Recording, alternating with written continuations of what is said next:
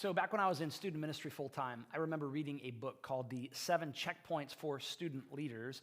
Basically, it was this idea of like, hey, there's these 7 core truths or ideas that we want every middle schooler and high schooler to know before they leave our ministry, that everything we teach and go through and talk about can go into one of these 7 buckets. And one of the categories was the idea of healthy relationships. And within that category, there was a quote from Andy Stanley that says, your friends will determine the direction and the quality of your life. Your friends will determine the direction and the quality of your life. And maybe you've heard something similar to that. You know, show me your friends, I'll show you your future. Show me who you're running with, I'll show you who you're becoming. You know, similar things like that. And there's just this universal principle that we kind of know to be true, that who we spend time with will shape who we are becoming and where we end up. And even though sometimes we may want to push back against that, like, oh, I don't know if that's true and I don't believe it, our experience tells us otherwise. That who I spend time with inevitably will shape me, will change me, will mold me, will take me in a direction. It's a universal principle that whether you're a Christian or not, that one of the biggest influences in your life are the people that you surround yourself with. We're in part 4 of this series called A New Beginning, and we've been talking about how can we have a new beginning? How can this year be better, a fresh start? How can this year be better than last year? How can the next decade be better than the last decade? How can the next half of my life be better than the first half? Whatever, you get the idea. Like, what things do we need to have in place to be moving in a direction towards flourishing? There's this idea that Jesus shows up on the planet, and one of the things he says is, here's the reason I've come. I've come that people may have life and have it to the fullest. Have it more abundantly. Have a kind of life that is a life of flourishing, a life that is better than what we can imagine.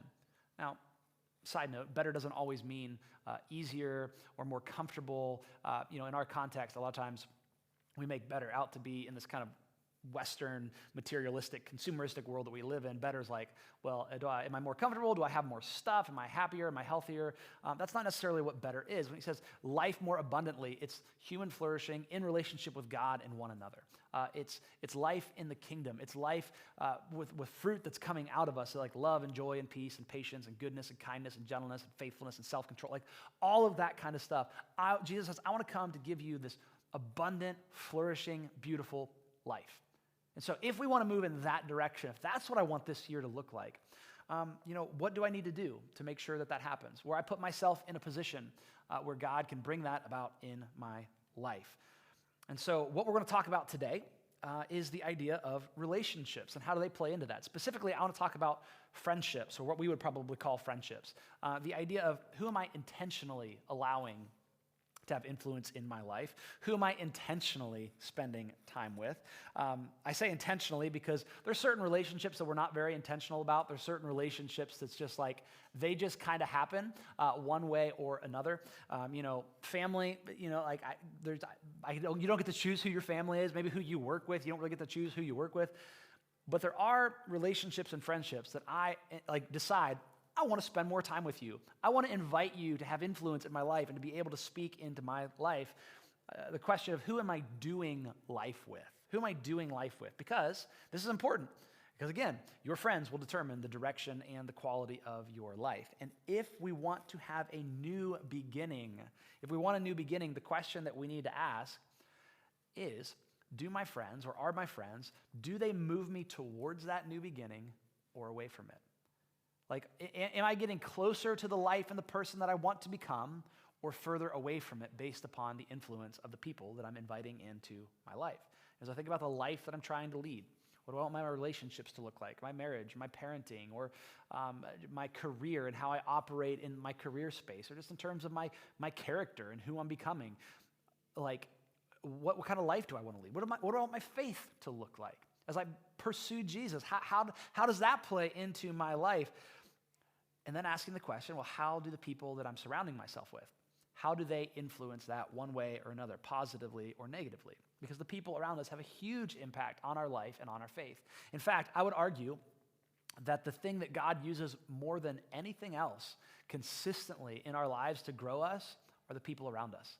Like, that's my own personal experience. That's the story I've heard from so many people of like, you know what? Like, God showed up, grew me, grew my faith, changed my life through other people.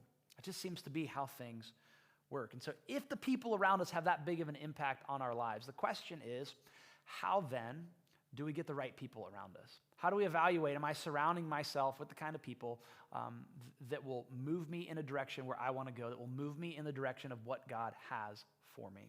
I want to look at a couple of passages of Scripture to find some, I guess, like big categories, big buckets of like attributes for these are the kind of people that we need to invite to have influence in our life. These are the kind of people that we need to be doing life with, that we need to allow to shape us.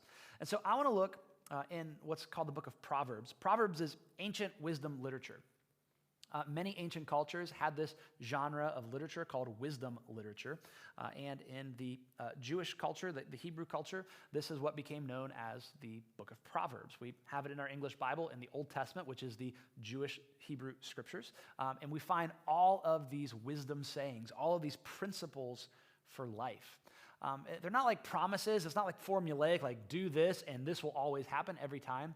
But it's an idea of here's a principle. Here, like if you'll stick on this principle, chances are things will work out for the best. Because there's a certain way in which the world works. There's a certain way in which God has set things up. And so Proverbs is like, here is a guideline for living well in the world that we find ourselves in. And there's so much in Proverbs about the idea of relationships, the friendships that we form, and how do we surround ourselves with the right people. So I want to look at a few Proverbs that point us in that direction. The first one is Proverbs 13:20. Proverbs 13:20 says this. It says, the one who walks with the wise will become wise, but a companion of fools will suffer harm. The one who walks with the wise will become wise. A companion of fools suffers harm. First principle that is this, is I'm looking for people to do life with. I need wise people in my life. I need wise people in my life. People who are moving in a direction that I want to be moving in. People who, when I look at the trajectory of their life, where they're at, where they're going, I say, you know what? That's a direction that I want to be moving in as well. If you hang out with wise people, you'll become smarter. You'll do life better. You'll do faith better. If you hang out with fools, you'll get hurt. There's this idea in Proverbs and also throughout different parts of Scripture where we see walking is like a picture of existing in the world, of living in the world, of moving about through this life, that life is kind of a journey, right? And there's a path for you to be on. The idea of the path comes up over and over throughout Proverbs. There's a path that leads to life. There's a path that leads to death. There's a path that leads to like human flourishing. There's a path that leads to destruction. And I'm somewhere on that path. I'm going through life. So there's this picture. And in this proverb, it's like the question it's making this ask is, who's on the path with me? Who is on the journey with me? Who am I bringing along on this journey, on this path of life? It says, are you walking with the wise? And the wise are kind of people who, they understand that life is connected. They understand that the decisions that I make today will impact tomorrow and the next 5 years, the next 10 years. They understand that there's a cause and effect to life. The wise are people who have insight, who many times have experience. The wise are people who have been where you want to go, or who are heading in the direction you want to go in, and they have an idea of how to get there. And so he's like, hey, bring those people into your life. Walk with those wise people, and you will become wise. You'll be better at life. You'll be better at faith. You'll end up where you want to end up. But on the flip side, if you are a companion of fools, if the people you're doing life with and going on the journey with are foolish people, well, you're going to get hurt. The foolish people in Proverbs are kind of people that think life is random, that I can do whatever I want today and it won't affect tomorrow. Just do what feels right in the moment.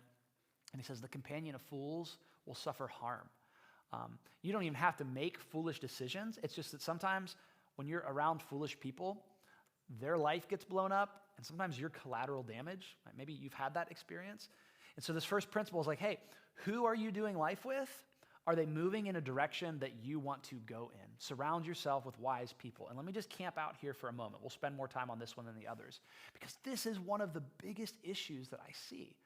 Like for some of you, man, like this is your biggest hang up. This is what I want you to understand. You can forget the rest of the message because I've actually had conversations with you about where you're at in life and how things are going. Or maybe we haven't actually had conversations, but because of, the joys of social media, we get to kind of peer in at everyone's life. And it's like, I see or I hear about the problems that you're having, and then I look at who you're surrounding yourself with, and it's like this direct line. It's like, well, of course that's what's going on, because who are you allowing to influence your life? Listen, if you want to move in a better direction, you need to hang out with people who want the same thing, who are moving in the same direction. And you need to get foolish people out of your life. Now, I know that can sound harsh, so let me kind of clarify. If you're a Christian, if you're a follower of Jesus, he calls us to love everyone. Like, we are to love everyone. We show honor and dignity, respect towards everyone because they have worth, they have value. Like, they're made in the image of God. They are deeply loved, absolutely. So we serve people. We sacrifice for people. We give. We care for people. We love people unconditionally. But at the same time, that does not mean because I'm loving people that I invite them to have influence in my life. I can love someone and care about someone and want the best for them and serve them and treat them well without saying, hey, can you please give me life advice? Can you be an influence in my life? Can you speak into my life?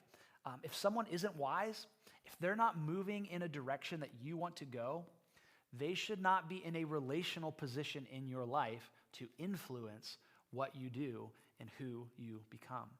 You know, if it's a work friend or someone who's around you who it's just like, their life is kind of a disaster. If their relationships are falling apart, their marriage is falling apart, they're bouncing from relationship to relationship to relationship, I'm not going to invite them to speak into my relationships. They're not where I want to go. If there's someone who's like, okay, you're fun and you're great and I'm going to love you, but just in terms of your character, like that's not who I want to be, well, then I'm not going to put you and allow you into a position of influence in my life. If we're talking in terms of faith, if I want to grow in my faith, I want to pursue Jesus. And it's like this person over here that's at work or school or wherever, it's like, well, like you're not a person of faith. You're not moving in that direction. I'm going to love you. I'm going to care about you, but I'm not going to let you speak into my faith and what I should do in terms of how I follow Jesus. I need to invite wise people into my life, people who are moving in a direction that I want to go in. First principle, walk with the wise. Get people in your life who are going where you want to go. Second principle is this. It's found in Proverbs 27:6. The wounds of a friend are trustworthy, but the kisses of an enemy are excessive. The wounds of a friend are trustworthy.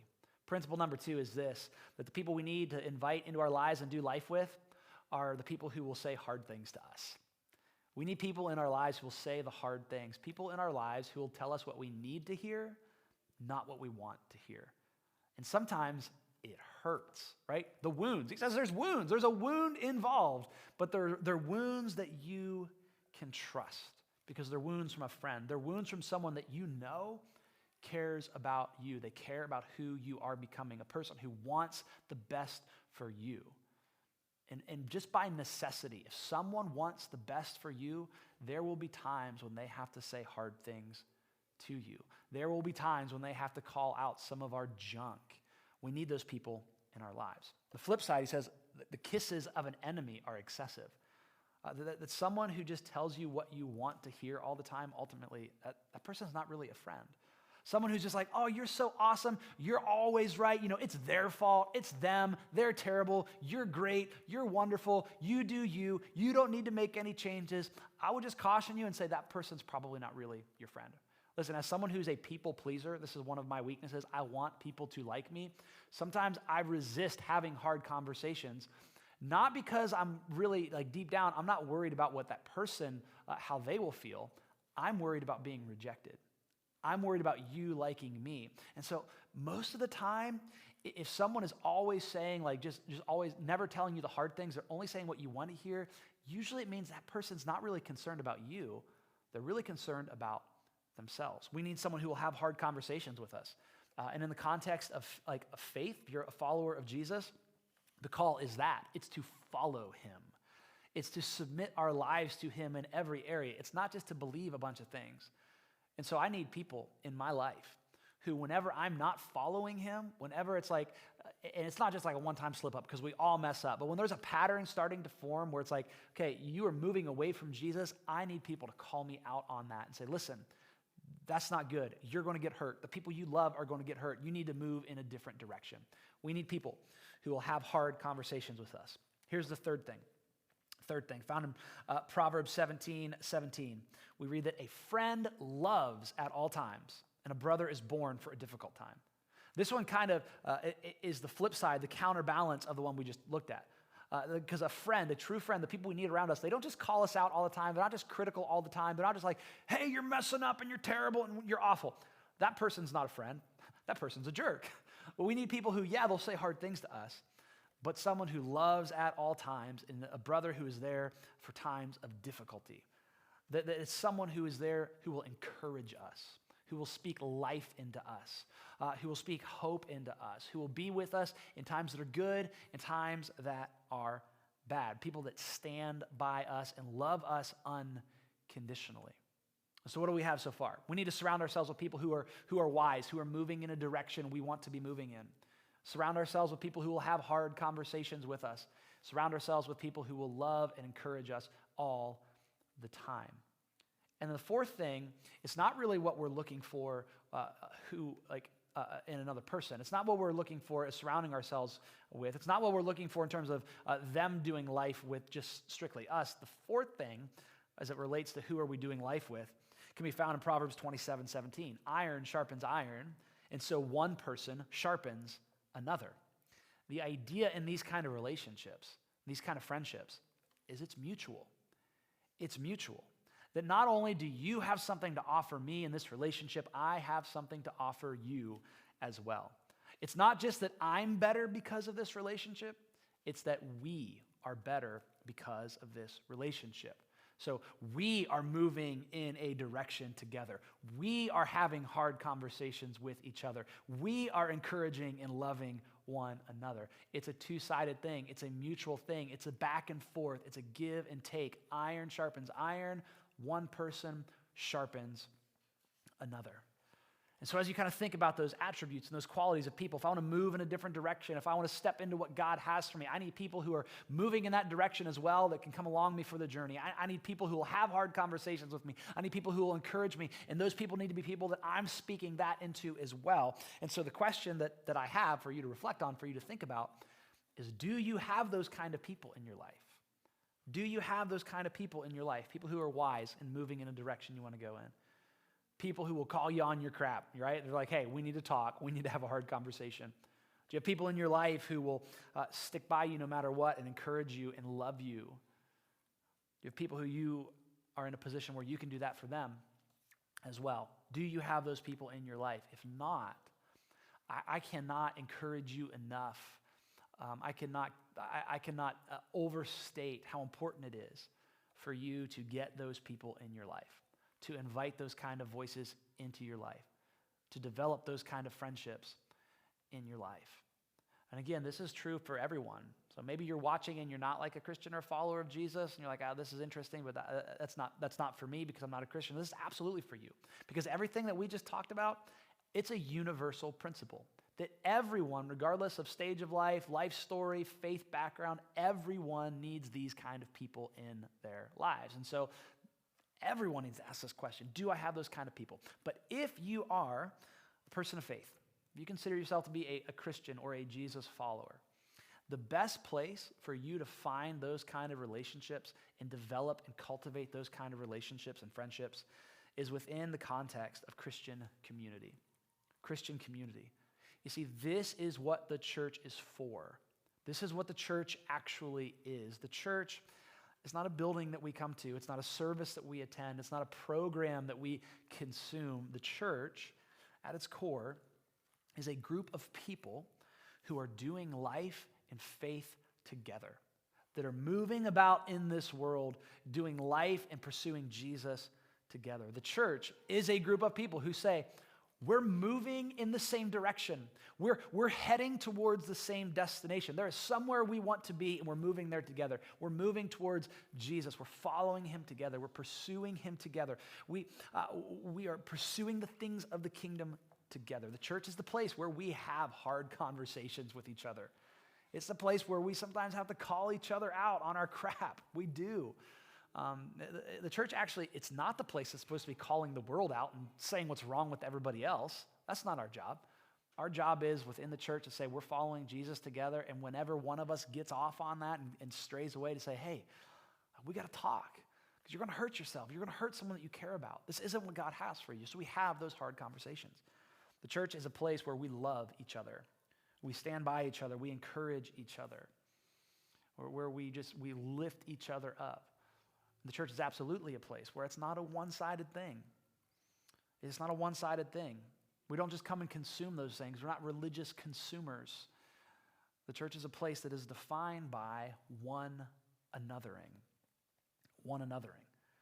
Where we love one another and we support one another, we care for one another, we carry each other's burdens, we pray for each other, we rebuke each other, we correct you. All of these things, that is what the church is about, all fitting under this umbrella of love one another.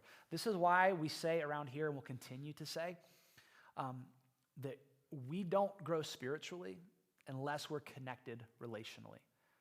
That you cannot grow spiritually unless you are connected relationally, because faith is designed to be a communal thing.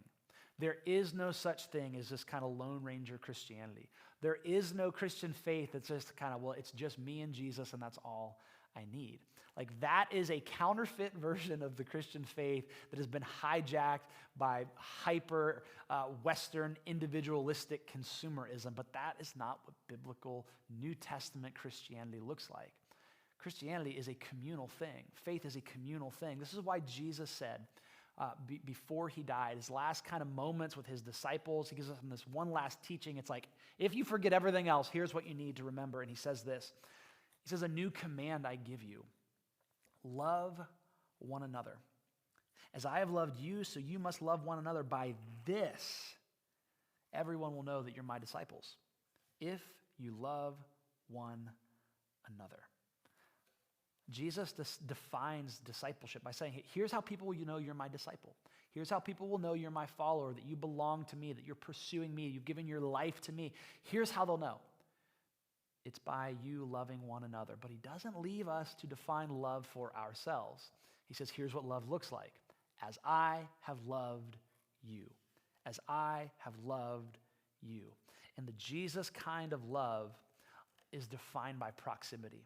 That you can't love someone from a distance. When Jesus says, that, like, as I have loved you, he's looking at a group of guys that he had spent the last 3 years with, pouring into his life into them. Like, they had been together basically 24/7 for these past 3 years. He says, the love that I've shown you, what you've experienced, that's how you love each other, and that's how people will know you're my disciple, that you are my follower. You can't actually follow Jesus on your own. Your faith, you won't grow spiritually on your own. You can't do it. And it's not like you can't do it like, oh, you won't survive, you won't make it.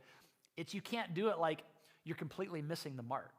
That if you're trying to do it on your own, you're pursuing something entirely different than what Jesus had intended.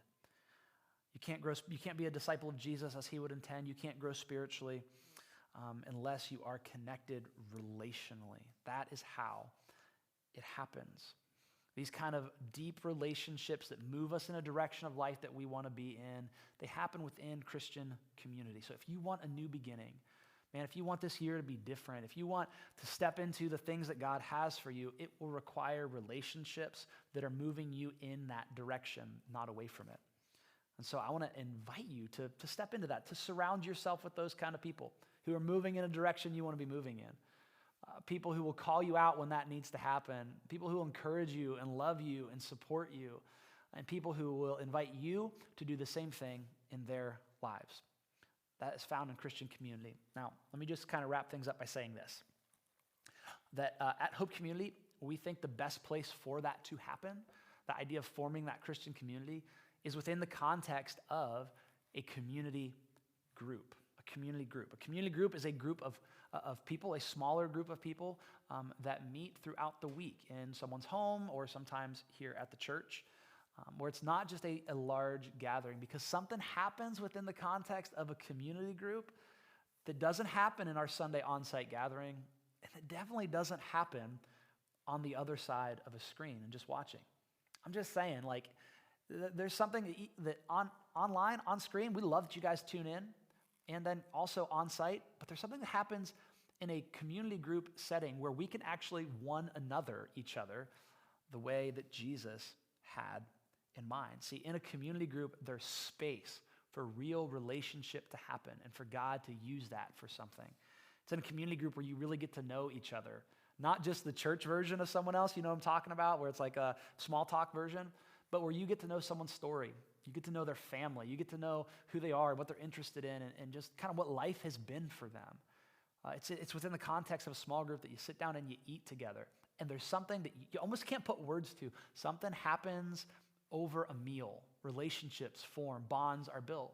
And community groups, we laugh together, seriously. Like sometimes, the good laugh where your abs are sore the next day, that happens in community group. Where we pray together, real prayers, not just canned stuff. Where we ask difficult questions about faith and how it intersects with our life. Like that is the purpose of community group. That is where these kind of relationships form that will move us in a direction where we want to be.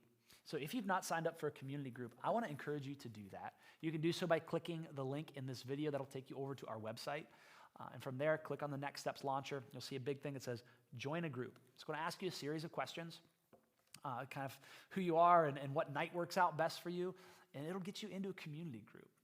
I want to encourage you to do that because in doing so, that doesn't mean you're going to be best friends with everyone in the group, but you're putting yourself in an environment and in a situation, in a position where God can show up and do something through the people that you are surrounding yourself with. That he will do something and you will surround yourself with people who are moving in the same direction, who are going to call you out on things, who are going to encourage you in areas, and people who will invite you to do the same. I'm telling you, you put yourself into that position, God will use it to do some incredible things in your life.